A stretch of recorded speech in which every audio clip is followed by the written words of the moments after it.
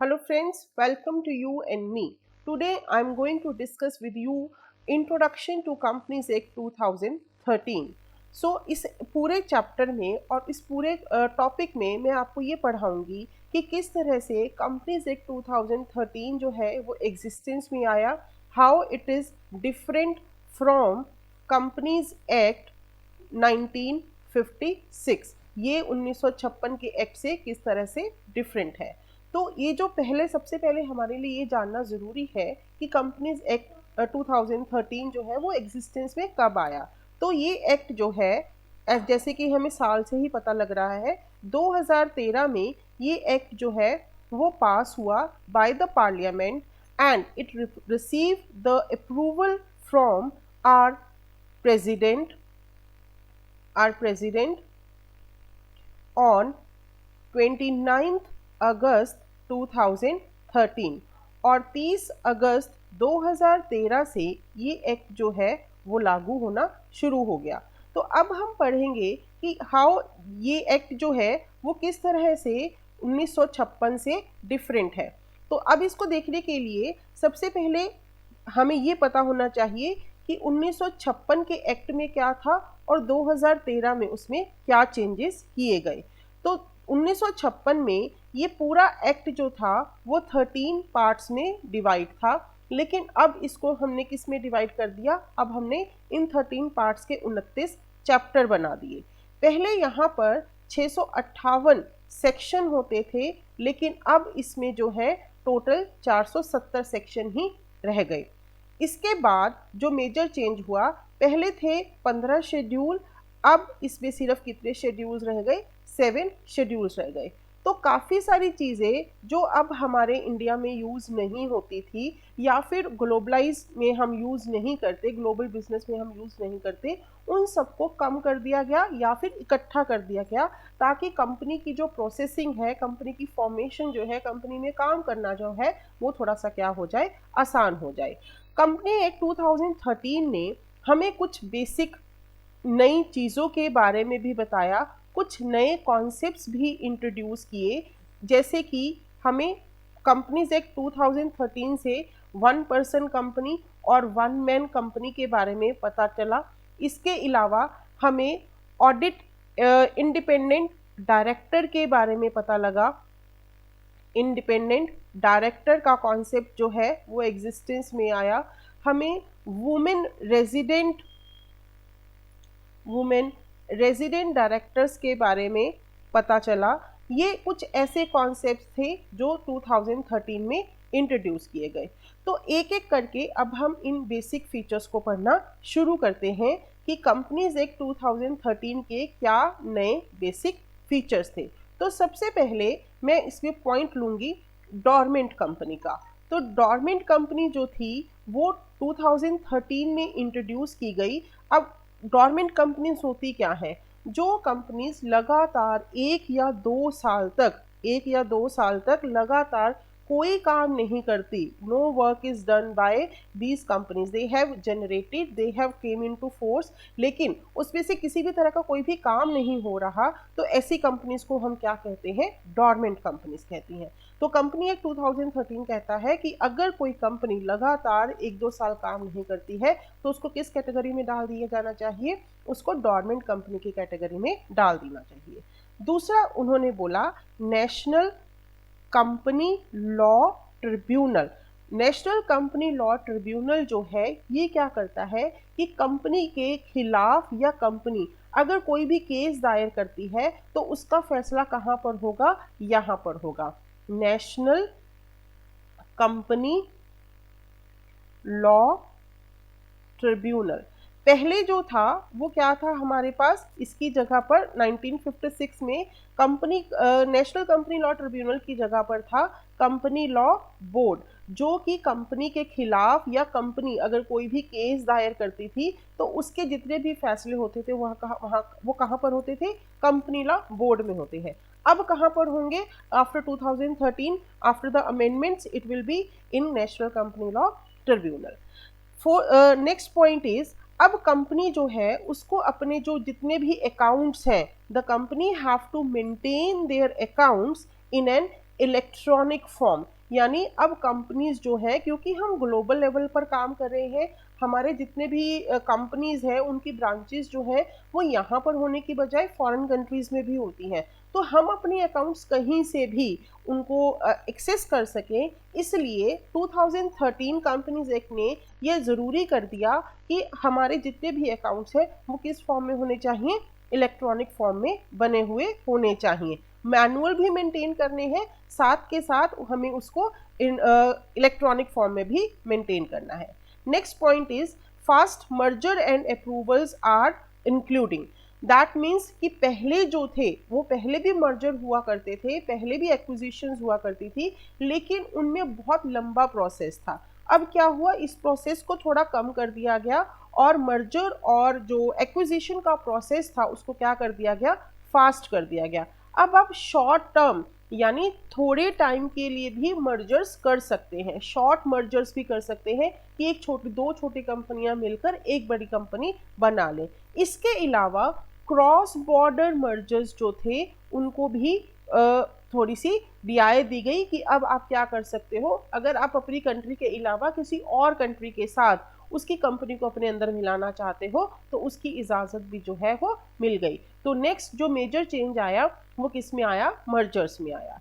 Next point is the concept of one person company is introduced. One person company, one person company क्या होता है, one person company वो company होती है जिसमें मेजर शेयर्स जो होते हैं वो मेजर शेयर्स जो है वो एक पर्सन ही होल्ड करके रखता है। One person has all the rights of the share, बाकी जो है वो फॉर्मेलिटीज के लिए उसने दे रखे होते हैं। Like for a private limited company we need 7 persons, तो इन 7 पर्सन में से 6 लोगों के पास एक एक शेयर होगा और बाकी के जितने भी शेयर्स होंगे वो किसके पास होंगे, एक उस अकेले पर्सन के पास हो सकते हैं।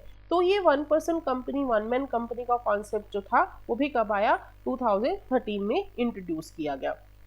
नेक्स्ट इज इंडिपेंडेंट डायरेक्टर जो है वो हमारे लिए क्या बना दिया गया, इंडिपेंडेंट डायरेक्टर जो है उसको क्या बना दिया गया, स्टैट्यूटरी रिक्वायरमेंट बना दी गई। स्टैट्यूटरी रिक्वायरमेंट होता है कि हमें कंपनी को फ्रेम करने के लिए कुछ लीगल फॉर्मेलिटीज़ को पूरा करना पड़ता है। अगर वो लीगल फॉर्मेलिटीज़ पूरी नहीं होती तो एक कंपनी जो है वो इनकॉर्पोरेट नहीं होती, वो लॉ के अंडर रजिस्टर्ड नहीं होती। तो उसके लिए एक और नया कॉन्सेप्ट, लाइक कंपनी का नाम होना ज़रूरी है, उसका मेमोरेंडम होना ज़रूरी है, ये हम आगे पढ़ेंगे। तो उन सबके साथ उन्होंने क्या बोल दिया कि हर एक कंपनी के लिए एक इंडिपेंडेंट डायरेक्टर का होना भी बहुत ज़रूरी है। अगर ये इंडिपेंडेंट डायरेक्टर नहीं होगा तो कंपनी जो है वो एग्जिस्टेंस में नहीं आ सकती। Next is for a particular class of companies, particular मतलब किसी खास कंपनीज में वुमेन डायरेक्टर का होना भी ज़रूरी है। यानी उन्होंने कंपनी एक्ट 2013 क्या कहता है कि इस तरह की कंपनी यानी जिसकी कैपिटल जो है वो 10 करोड़ से ज़्यादा हो या जिसमें कुछ हमें ज़रूरी कॉन्सेप्ट्स लगते हैं तो उसमें एक वुमेन डायरेक्टर का होना भी बहुत ज़रूरी है। तो ये कॉन्सेप्ट जो है वुमेन डायरेक्टर का कॉन्सेप्ट जो है ये भी 2013 में इंट्रोड्यूस किया गया। Next is CSR। CSR होता है कॉरपोरेट सोशल रिस्पॉन्सिबिलिटीज। इसको क्या कर दिया गया, इसको मैंडेटरी कर दिया गया। यानी अब हर एक ऑर्गेनाइजेशन को, हर एक कंपनी को ये कॉरपोरेट सोशल रिस्पॉन्सिबिलिटी कमेटी जो है वो बनानी पड़ेगी। उसकी क्या पॉलिसीज़ हैं, उसके अंदर उन्होंने क्या काम किया, जैसे वो अपनी एनुअल रिपोर्ट सबमिट करते हैं तो उन एनुअल रिपोर्ट्स में उनको इसकी डिटेल्स भी, इस कमेटी की डिटेल्स भी जो है वो प्रोवाइड करनी पड़ेंगी।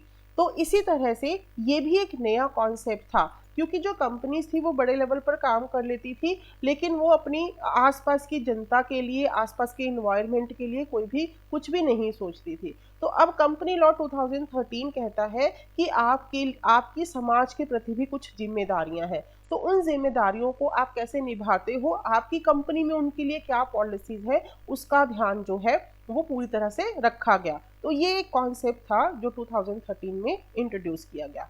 Next point is compulsory key managerial personas and promoters has been defined to affix the responsibility on main functionaries of the company. इसका मतलब क्या है कि कंपनी के जो भी प्रमोटर्स होते हैं, इसके अलावा कंपनी के जितने भी पर्सन्स हैं, की पर्सन्स जो हैं, उनकी क्या क्या रिस्पॉन्सिबिलिटीज़ रहेंगी, उनके कौन किस काम के लिए दायित्व लेगा, इसका सारा लेखा जोखा जो है वो भी प्रोवाइड करना अब ज़रूरी बना दिया गया। यानी हर एक व्यक्ति की क्या रिस्पॉन्सिबिलिटीज़ रहेंगी, किस व्यक्ति ने किसके लिए क्या काम किया है, ये बताना भी बहुत ज़रूरी है।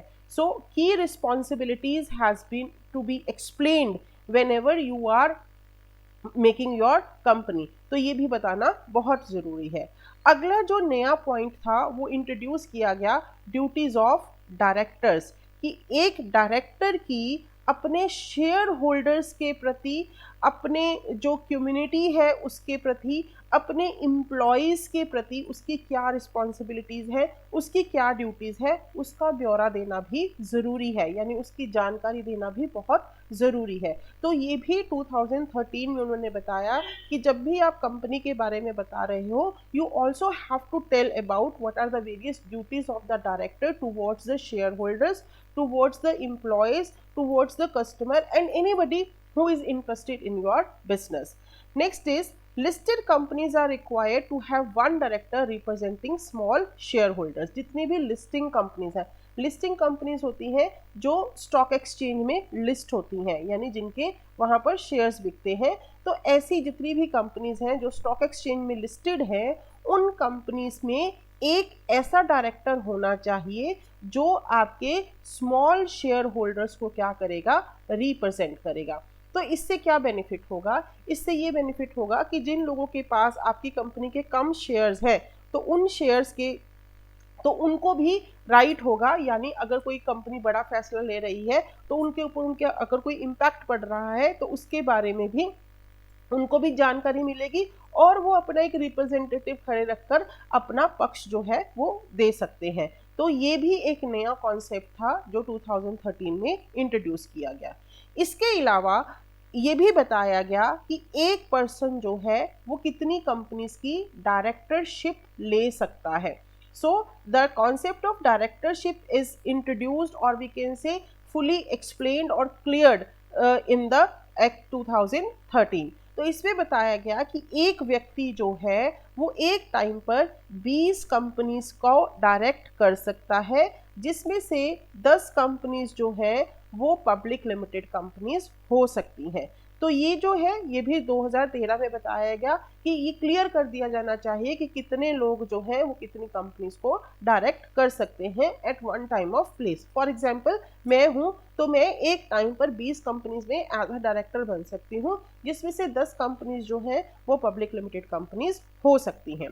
इसके अलावा उन्होंने बोला कि अगर आपको लगता है कि कोई कंपनी जो है वो अपने अकाउंट्स जो है वो फ्रॉड कर रही है, उनकी विंडो ड्रेसिंग कर रही है, उसमें किसी भी तरह का घपला है, तो आप उनके अकाउंट्स को इन्वेस्टिगेट कर सकते हो। You can investigate, you can search, you can seize the accounts of that company without the prior permission of magistrate। आप मैजिस्ट्रेट की परमिशन के बिना ही उनके अकाउंट्स को क्या कर सकते हो, इन्वेस्टिगेट कर सकते हो। कंपनी एक्ट 2013 ये भी कहता है कि अगर आपको लग रहा है कि कोई कंपनी जो है उसने इलीगल वे से, अनएथिकल वे से किसी तरह से कोई पैसा बनाया है, तो आप उनके उस अकाउंट को, उस ट्रांजैक्शंस की पूरी डिटेल्स जो है वो उनसे ले सकते हैं। कंपनीज एक्ट 2013 जो है उसने पब्लिक डिपॉजिट्स के मामले को, यानी अगर कोई कंपनी जो है वो लोगों से शेयर वगैरह इकट्ठा कर रही है तो उसके प्रोसेस को उन्होंने क्या कर दिया, थोड़ा आसान कर दिया, ताकि लोग जो है वो अब क्या कर सके, वो आसानी से किसी कंपनी के शेयर्स जो है वो परचेज कर सके। पहले ये कॉन्सेप्ट जो था पब्लिक डिपॉजिट वाला, या फिर हम कहें कि शेयर्स खरीदने वाला प्रोसेस जो था वो थोड़ा सा डिफिकल्ट था, लेकिन अब इसको क्या कर दिया गया, थोड़ा सा आसान कर दिया गया। Next, the companies act 2013 also said कि जितनी भी बड़ी ऑर्गेनाइजेशंस हैं, जितनी भी बड़ी कंपनीज हैं, उसमें कंपनीज को ऑडिट करवाना जो है वो कंपल्सरी है। That means there must be an independent auditor in a company, और उसका ऑडिट होना बहुत ज़रूरी है। इसके अलावा जो ऑडिटर है वो किसी भी तरह की नॉन ऑडिट सर्विसेज जो है वो कंपनी को प्रोवाइड नहीं करेगा। अब आपके दिमाग में ये क्वेश्चन आ रहा होगा कि नॉन ऑडिट सर्विसेज क्या है। नॉन ऑडिट, ऑडिट क्या होता है? जब आप कंपनी के अकाउंट्स को चेक करते हो, जितने भी आपको डॉक्यूमेंट्स जो है वो प्रोवाइड किए जाते हैं। लाइक अगर मुझे ये देखना हो कि कंपनी ने बताया कि उसने 50,000 की कैश सेल करी है, तो क्या कैश रिसीट्स जो है वो काट के दी गई हैं या नहीं दी गई। अगर उन्होंने कोई बिल काटे हैं तो वो क्या बिल आपके साथ मिल रहे हैं या नहीं। तो कंपनी का ऑडिटर ये काम करता है कि जो बुक्स ऑफ अकाउंट्स बनाई गई हैं उसके वैलिड प्रूफ कंपनी के पास है या नहीं है। तो ये जो ऑडिटर है उसका काम क्या है? उसका काम ये है कि बुक्स को चेक करना, कि वो बुक ध्यान से चेक कर रहा है या नहीं कर रहा। वो नॉन ऑडिट सर्विसेज किस में आती हैं? अब जैसे मैं सपोज आपकी कंपनी में एज ए ऑडिटर अपॉइंट हो गई और मैं ही आपको बताऊं कि आप ना इस अकाउंट को, इसमें ये वाले बिल्स जो है उनको इस तरह से मैनेज करोगे तो आपकी टैक्स लायबिलिटी जो है वो सही हो जाएगी, या फिर आपका स्टॉक जो है वो ऐसे मैच होना शुरू हो जाएगा। तो ये इस तरह के सर्विसेज या फिर टैक्स संबंधी कोई जानकारी वो ऑडिटर जो है वो कंपनीज को प्रोवाइड नहीं करेगा। तो इसमें कंपनीज एक्ट 2013 में बहुत क्लियरली बताया गया है कि हर एक बड़ी कंपनी को अपना ऑडिट करवाना भी ज़रूरी है, और जो ऑडिटर है उसको किसी भी तरह की नॉन ऑडिट सर्विसेज प्रोवाइड करने का राइट नहीं है।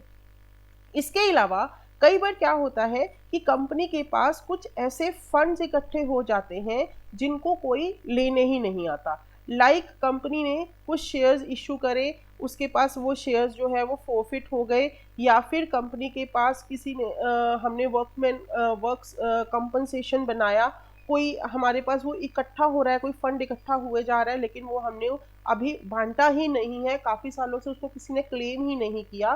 तो इस तरह के फंड्स के लिए या उनको मैनेज करने के लिए हर एक कंपनी के पास क्या होना चाहिए? नेशनल फाइनेंशियल रिपोर्टिंग अथॉरिटी जो है वो कॉन्स्टिट्यूट करनी चाहिए हर एक ऑर्गेनाइजेशन को, जिससे क्या होगा कि वो इस तरह के फंड्स की जानकारी भी दे सके कि इन फंड्स को कहाँ पर यूटिलाइज किया गया। तो ताकि जो कंपनी के जितने भी फंड्स हैं उनका हमें सही से पता लग सके कि एक्चुअली में कंपनी के पास कितने फंड्स हैं, उनको कंपनी कैसे यूटिलाइज कर रही है। तो बेसिक जो 2013 एक्ट था इसने क्या किया, इसने 1956 के एक्ट को थोड़ा सा आसान कर दिया। उसके जो रूल्स एंड रेगुलेशंस थे एक कंपनी को बनाने के, उस प्रोसेस को थोड़ा सा आसान कर दिया। इसके अलावा ट्रांसपेरेंसी लाई गई कि जो लोग उस कंपनी में इन्वेस्ट कर रहे हैं, जो उसके बिजनेस में इन्वेस्ट कर रहे हैं, उस बिजनेस के पैसे कहाँ पर जा रही हैं, वो कंपनी जो है उनके पैसों को कैसे यूटिलाइज कर रही है, इसका भी पूरा पूरा ब्यौरा जो है वो लोगों तक पहुँचे जो उसमें इन्वेस्ट कर रहे हैं या जो भी उसमें इंटरेस्टेड हैं, शेयर होल्डर्स हैं, मैनेजर्स हैं, या फिर वी कैन से कि जो उनके क्रेडिटर्स हैं, उनको भी पता लगे कि कंपनी अपने फंड्स को किस तरह से यूटिलाइज कर रही है। तो ये इसका बेसिक ऑब्जेक्टिव था जो हमने मेजर चेंजेस किए 1956 से 2013। I hope I am able to clarify you very clearly that what are the basic difference between the Companies Act 1956 and Companies Act 2013. Thank you. If you have any kind of query, you can comment me. I will try my best to answer your questions. Thank you. Thanks a lot.